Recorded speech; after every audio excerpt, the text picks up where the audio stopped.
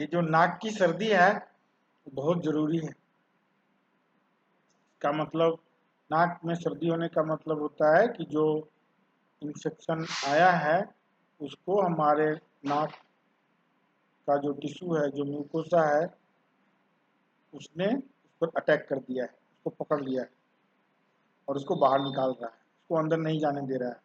इसके बावजूद भी इन्फेक्शन कभी कभी थ्रोट से होते हुए चेस्ट तक पहुंच जाता है।